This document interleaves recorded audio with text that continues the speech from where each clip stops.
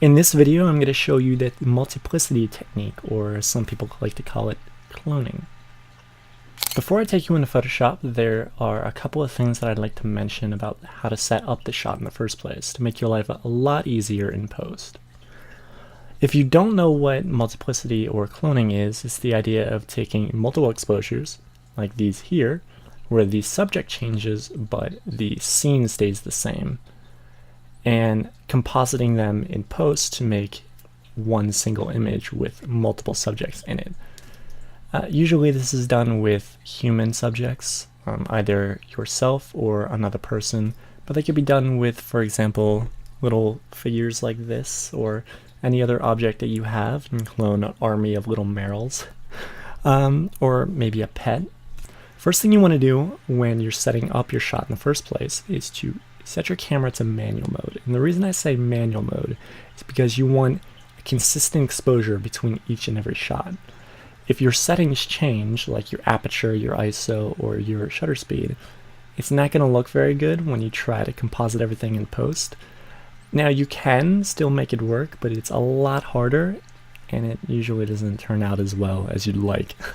So to make your life a lot easier, set it to manual mode, make sure you have the proper exposure on the first photo, and as long as light doesn't change too much, each photo should look very close. Second thing you want to do is use a tripod. Now if you don't have a tripod, you could set your camera somewhere like on a rock or a fence or somewhere stable, even the ground if you have to, if that's your only option, somewhere that the camera's not going to move or not going to move very much. The more movement that you introduce into the camera excuse me, in between each shot, the harder it is to composite everything in post when your perspective changes and it's just a mess. So if you have it set on a tripod or anywhere else where the camera's not moving, with each shot the scene will stay exactly the same, and the only thing that will change is the subject. And I'll show you in a couple of seconds here why that's really helpful.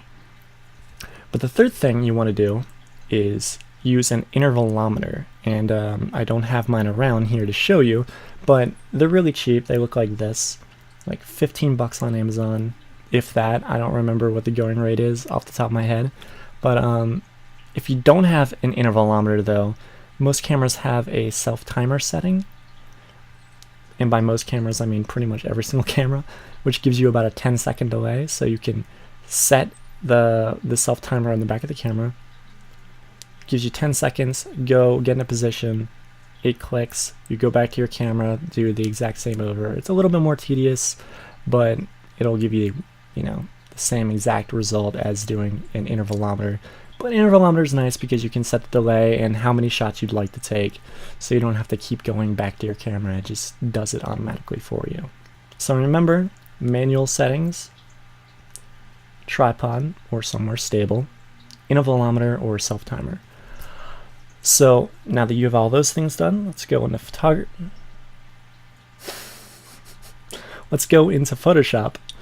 not into photography, and I'll show you how to put them all together, all nice and easy like. Now before I take you into Photoshop itself, we're here in Camera Raw, which is a plugin in Photoshop. I shot everything in RAW, but I went and edited the first image here because you'll see here in these photos, it was a little orange. that hallway is very orange, and I also for some reason thought this was straight. I don't know what happened there, but I wanted to change it, so I edited this one, and instead of going through and editing each one of these photos manually, I want to make sure that all of the settings between these are consistent, because like I mentioned earlier, when you're shooting manual, you don't want any slight variation in the exposure or anything like that will make your life a little harder in post. So I'm going to go here to select all. It's going to select everything, obviously. Hit synchronize. This is going to bring up a window with a bunch of different settings. I'm going to click everything, so make sure I synchronize everything because I did crop it because it was crooked. Hit OK. And now that that's done, you'll see that in between each of these, the crop's the same, the white balance is the same, and everything like that. So that's great. Now we're going to open them all up, select all, and go into Photoshop proper.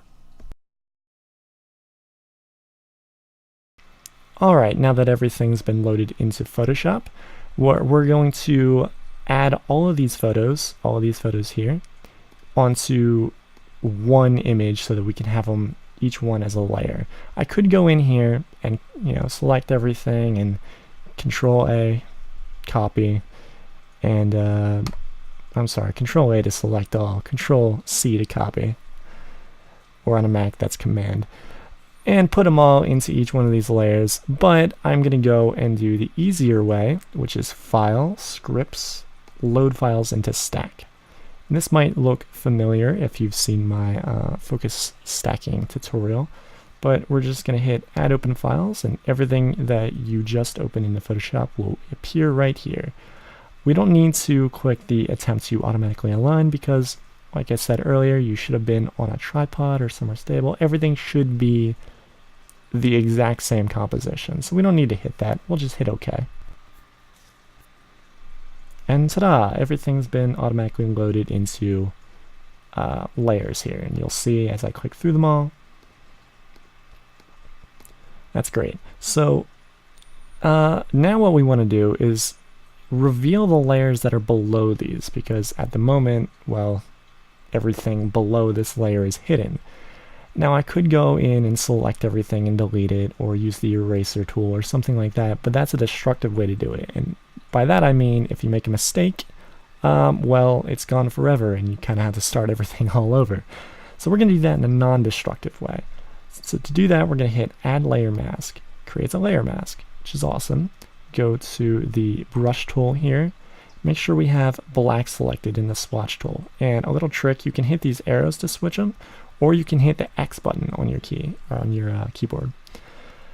Now we're going to paint everything that isn't me on this layer here. I'm going to increase my brush size, which is the right bracket on a Mac. I'm assuming it's similar on Windows, but I don't know. You can just go here into this menu and move the slider. Anyway, so we're going to paint, and look, hey, I appeared. I'm going to paint everything roughly. Oh, looks about good. About good? Yeah. About right. It doesn't need to be perfect because we'll go in here and fix it in a second. Now we're going to add a layer a layer mask, excuse me, to the second one, and we want to paint over everything that isn't this me. So we're going to go here and just go whomp. Yay, I'm alive. Great. And you'll see that I accidentally painted over part of me that I didn't want to paint. We'll fix that in a second. Now we're going to go to the third layer, hit the layer mask here, and we're going to paint over everything that isn't this me, which would just be this part of me that's left. But I'm going to go ahead and hit everything. Whoops.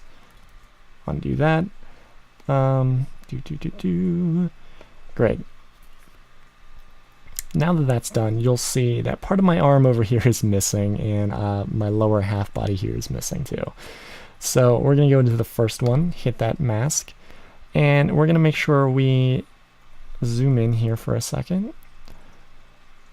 Make the brush size a little smaller, and we're going to paint over where my arm should be, and hey, look, my arm appeared. Like I mentioned earlier, you wouldn't have been able to do that if I accidentally erased that earlier if it was a destructive way. This way you can just go back and paint over everything again. Now up here I'm going to go into, hey, my exposure is slightly off. That's odd. But we can fix that. It's not too bad. Completely negating what I said earlier. I'm going to go into this layer here because, as you can see, that's the one. Whoops, that's not the one. Sorry, that's the one. And we're going to paint over with black here. Whoops, not black. Why am I thinking black? We're going to hit X. Paint over with white. We want to make, I'm going to zoom in a little bit further, make my lower body here reappear. Now if I was doing this on my own, I would get really intricate and go down in here into little hairs and everything like that. It doesn't necessarily matter as long as it's roughly good enough. Just for demonstration purposes, you get the point. But like I said, I would go in here and fix that all up. But I do want to fix this here going on. And I can see that it was on that layer because I turned the layer off to see which one it was. I'm going to zoom out a little bit more. I'm going to use the black, increase my brush size, and I'm going to paint over the exposure there. That fixed that up. And so, I mean, that's the gist pretty much of everything you need to do. It's really simple. It's not hard at all.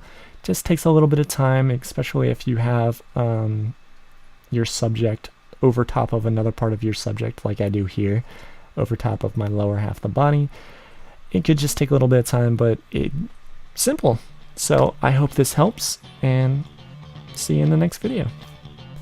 Thank you so much for taking the time to watch my video. I hope this tutorial helped you out in one way or another, and if it did, go ahead and hit the like button because that would help me out and let me know that you actually do enjoy the video. And if you enjoy this video, you might like some of these other videos, like maybe this one here. You can also subscribe for more videos.